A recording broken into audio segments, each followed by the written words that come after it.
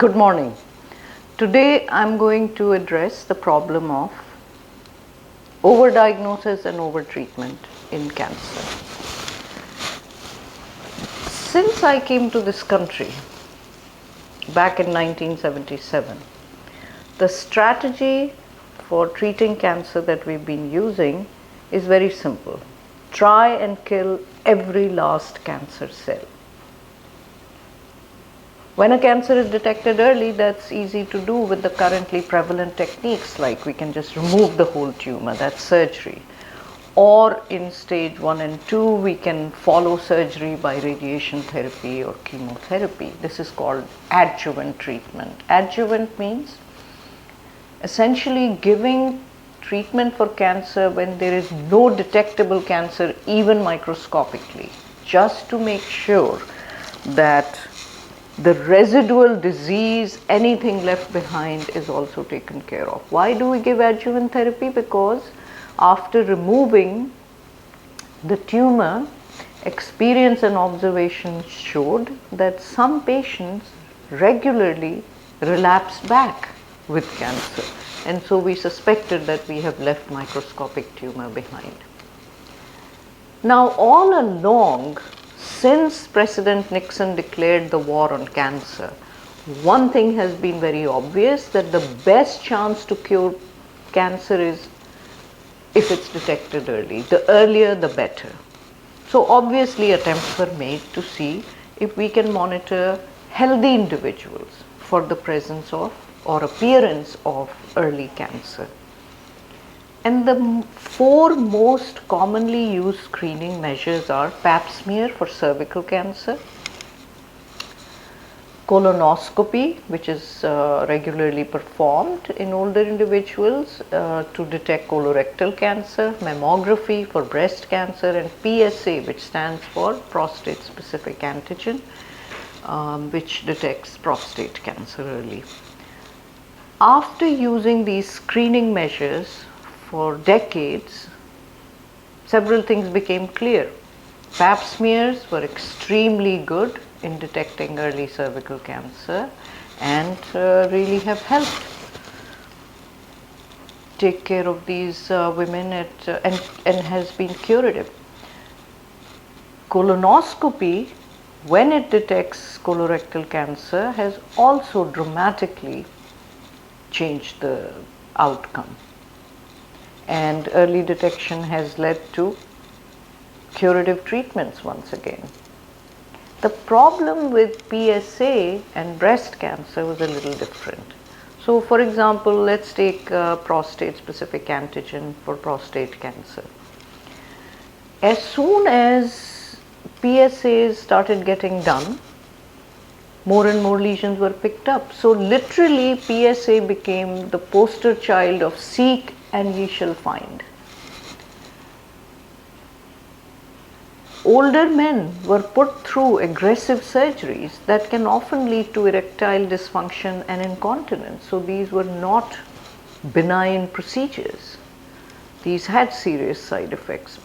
So in the 1990s, the incidence of prostate cancer appeared to go sky high suddenly.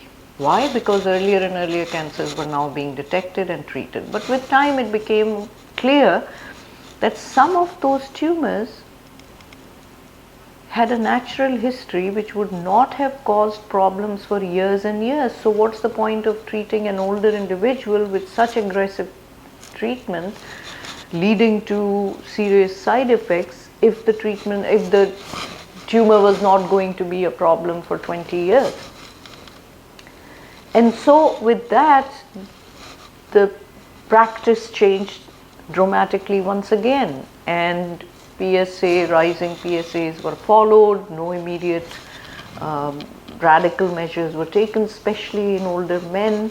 Rather, the aggressiveness and lethality of the tumor were followed, its natural history in the individual's body, and steps were taken when it appeared to be picking up speed.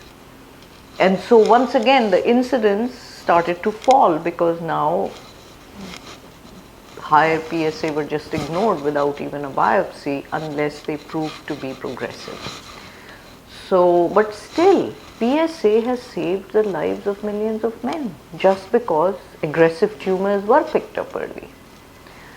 Now, what about breast cancer? Similar kind of thing happened with breast cancer in that mammography picked up a lot of lesions, and it turned out that many of them would not have been a problem for decades for the women, and where they lost breasts or lumpectomies or underwent unpleasant treatments because of it. On the other hand, some very small lesions in the breast are so aggressive that even before they become detectable on mammography, they have already spread. So in other words, many non-lethal tumors were picked up and overtreated, and many aggressive ones were completely missed because by the time they became apparent and detectable, they had already caused the damage. Yet, despite all this, 3 large major studies involving thousands of women have shown that mammography has also saved a lot of lives. Yes, some have been overtreated, but it has saved lives dramatically. And it isn't like the current treatment paradigm that we have is innocent of these infractions of overtreatment. For example, hundreds of thousands of women with breast cancer continue to get adjuvant chemotherapy, which means chemotherapy following surgery for removal of their breast or the lump.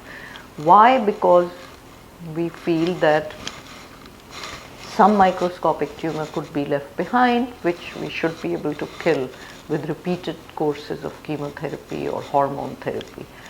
So hundreds of thousands of women kept getting this chemotherapy, which is once again not a benign treatment. And then one of the largest trials that enrolled over 10,000 women was actually performed, that looked carefully at women with low risk of relapse, intermediate risk of relapse, and high risk. For the low risk of relapse, the women after surgery just got hormone therapy. For the high risk, they got hormone therapy plus radiation therapy after surgery. But for the intermediate risk, there was confusion. Is chemotherapy good for them or not? And this trial showed that by randomizing this intermediate risk group of women into getting either hormone therapy alone or chemotherapy, at 9 years there was no difference in survival. So now think about how much overtreatment we gave to how many thousands of women, and a very small but definite percentage of them would end up having enough damage to a bone marrow stem cell to cause the pre-leukemia, the disease which I treat, myelodysplastic syndrome, that can either develop into a leukemia and kill or cause death by itself because of causing bone marrow failure.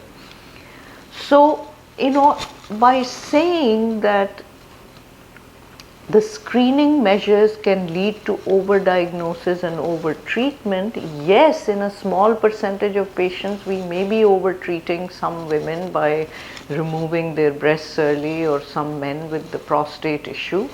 However, what I am going to say is that instead of giving up completely on those screening measures and saying we won't do this anymore, because even despite all that, it did help a lot of people, a lot more. In fact, at most 20% women, 1 out of 5 would be overtreated, but 4 out of 5, it saved their lives.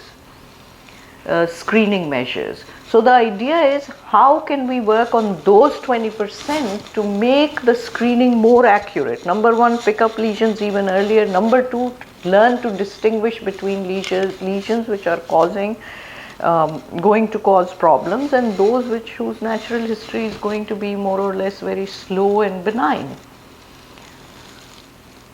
Or can we develop completely new set of tools to detect, to not rely on screening measures which are performed sporadically every year or every 5 years, but rather to treat the human body as a machine and continuously monitor it with implantable devices, with imaging and scanning measures, with measurements of biomarkers from blood and sweat and tears and saliva and urine and feces everywhere.